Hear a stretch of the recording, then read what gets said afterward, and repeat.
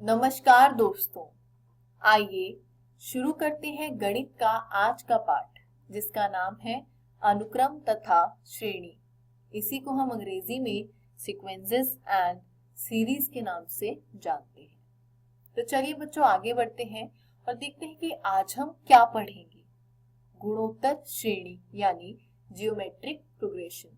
तो चलिए बच्चों आज हमें एक ही विषय पढ़ना है, लेकिन हम सबसे पहले देखेंगे कि गुणोत्तर श्रेणी परिभाषित किस प्रकार से की जाती है।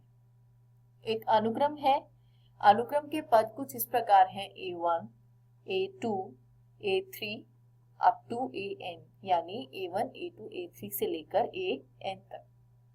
इस अनुक्रम को गुणोत्तर श्रेणी हम कब कहेंगे? यदि उसका प्रत्येक पद जो है वो अशून्य हो, यानी शून्य के बराबर ना हो, तथा एक k प्लस 1 को जब एक k से भाग दिया जाए तो परिणाम में आपको r पाना चाहिए, जो कि एक अचर संख्या है। स्थिति दी गई है कि जो k का मान है वो 1 या 1 से अधिक होना चाहिए। इसी के साथ जब हम आगे बढ़े तो हमने देखा कि यदि मैं A1 को A मान लूं, यानी प्रथम पद को A मान लूं, तो जो गुणोत्तर श्रेणी हमको प्राप्त होगी वो कुछ इस प्रकार की होगी। क्यों बच्चों? क्योंकि आप जब भी एक k प्लस 1 को, यानी जब एक बड़े पद को एक छोटे पद से, उसी के साथ जो उससे पहला पद दिया है उससे भाग दे रहे, तो आपको अनुपात r प्राप्त हो रहा था, जो कि एक अचर संख्या थी, तो r से ही यह गुना होता जाएगा। अब यहाँ पर a को हमने कहा प्रथम पद, और जो r दे रखा है उसको हम कहेंगे इस गुणोत्तर श्रेणी का सार्व अनुपात। आगे बढ़े तो हमने देखे कुछ संकेतन, जैसे कि a यहाँ पर प्रथम पद कहलाता है, r कहलाता है सार्व अनुपात, l जो है वो है अंतिम पद, n जो है वो है कुल पदों की संख्या, और sn जो है वो है n पदों का योगफल। गुणोत्तर श्रेणी जिसको हम परिभाषित कर चुके हैं वह होती दो प्रकार की है, परिमित गुणोत्तर श्रेणी तथा अपरिमित गुणोत्तर श्रेणी। तो सबसे पहले हम देखेंगे परिमित गुणोत्तर श्रेणी को। यह होती है इस प्रकार बच्चों कि श्रेणी का जो परिमित रूप है वो इसलिए हम देख पा रहे हैं क्योंकि जो पदों की संख्या है वह सीमित है। हमको पता है यहाँ पर कि आखिरी पद जो है वो है a r⁻n-1। वहीं यदि मैं देखूं अपरिमित गुणोत्तर श्रेणी को, तो जो यहाँ पर श्रेणी है उसमें आखिरी पद पता ही नहीं है। श्रेणी का पहला पद a है, फिर ar², ar³, ऐसे ही आगे बढ़ के जाएगा ar⁻n-1, और इसके बाद भी श्रेणी जो है वो अनिश्चित रूप से आगे बढ़ती जा रही है। तो चलिए बच्चों, आशा करती हूँ आपको ये दोनों ही समझ आ गए होंगे। अब इसी पर आधारित एक उदाहरण देख लेते हैं बच्चों। अब इसी पर आधारित देखते हैं एक उदाहरण। गुणोत्तर श्रेणी दे रखी है आपको 2, 8, 32 और ऐसे ही आगे बढ़ रही है। तो कहा गया है इसमें कौन सा पद जो है वो होगा 1,31,072। तो बच्चों इसको हम हल करके देखेंगे। यहाँ पर a जो है वो 2 है, प्रथम पद 2 है, और जो सार्व अनुपात यानी r है वह 4 है। तो इसलिए यदि मैं मान लूं कि 131072 ये हमारा an है, यानी nवां पद है, तो हम लिखेंगे कैसे बच्चों? 2 4 की पावर n-1, यानी ar⁻n-1। जब मैं 2 से भाग देती हूँ 131072 को, तो मुझे मिलेगा 65,536, यानी 65,536 इज इक्वल टू 4n-1। तो हम अगर देखें तो यदि मैं 4 की घात 8 लूं, यानी 4⁸ लूं, तो मुझे मिलता है 65,536।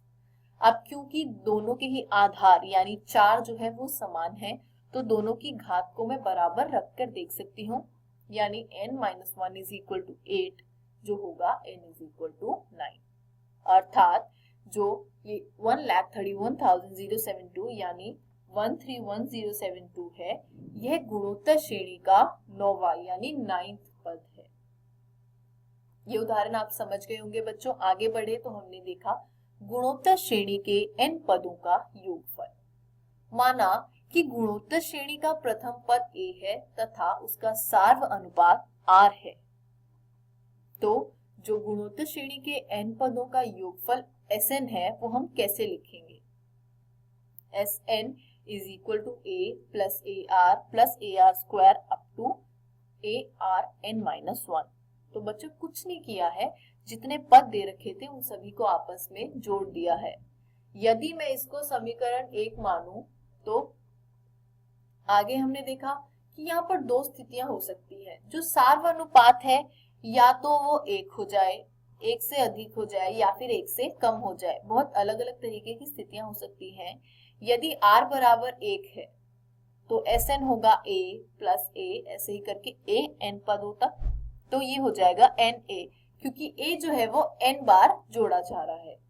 वहीं पर स्थिति अगर ऐसी हो कि r का मान जो है वो 1 के बराबर नहीं है, तो जो समीकरण 1 है उसको यदि मैं r से गुना करूं तो प्राप्त होगा Rsn is equal to ar plus ar square plus ar cube plus up to arn। इसको हमने मान लिया समीकरण 2। अब 2 को 1 में से घटाने पर हमें क्या मिला? 1 minus r into Sn is equal to a minus a r raise to the power n। अब a इन दोनों में से कॉमन ले लिया तो ब्रैकेट में बचा 1 minus r raise to the power n। इससे हमें मिला कि Sn is equal to a into 1 minus r raise to the power n divided by 1 minus r। या फिर बच्चों हम इसको ऐसे भी लिख सकते हैं, Sn is equal to a bracket में Rn माइनस 1 डिवाइडेड में r माइनस 1। बच्चों ये इस बात पर निर्भर करता है कि जो r का मान है वो 1 है या 1 से छोटा और बड़ा है। जब हमने n पदों का योगफल पढ़ लिया तो करते हैं इस पर आधारित एक उदाहरण। आपको ये दे रखा है एक गुणोत्तर श्रेणी, उसके n पदों का हमें योगफल ज्ञात करना है। यहाँ a जो है वो 1 है और r का मान जो है वो 2/3 है। हमें जो n पदों का योगफल निकालना है उसके लिए सूत्र प्राप्त है Sn is equal to a 1 minus R N divided by 1 minus R. तो हमने बच्चों ये वाला सूत्र क्यों प्रयोग किया? हम वो भी तो कर सकते थे, R N minus 1 divided by R minus 1। ऐसा इसलिए नहीं किया बच्चों क्योंकि यहाँ पर r का जो मान है वो 2/3 है, यानी 2 को 3 भागों में बांटा जा रहा है जिसका मान निश्चित रूप से 1 से कम आएगा। तो यदि मैं Rn माइनस 1 लूं तो हम अगर 1 से छोटी संख्या रख ले पहले और उसमें से 1 को घटाए तो हमें ऋणात्मक संख्या प्राप्त होगी। इसलिए हमने यहाँ लिया है 1 minus R raise to the power n और 1 माइनस आर। r का मान डाल दिया, a का मान डाल दिया। a का मान हमें प्राप्त है 1 और r का मान हमें प्राप्त है 2/3। तो जब हमने मान डाला और इसको आगे हल किया तो हमें प्राप्त हुआ उत्तर में 3 ब्रैकेट में 1 minus 2/3 raise to the power n। इसी के साथ आज का ये अध्याय समाप्त होता है। बच्चों आज हमने पढ़ा गुणोत्तर श्रेणी के बारे में, उसके संकेतन तथा n पदों के योगफल के बारे में। आशा करती हूँ बच्चों आज का अध्याय आपको समझ आया होगा। घर जाइए, प्रश्नावली में दिए गए प्रश्नों का निरंतर अभ्यास करिए। किसी भी प्रकार के संदेह तथा सहायता के लिए हम हमेशा उपलब्ध हैं। धन्यवाद।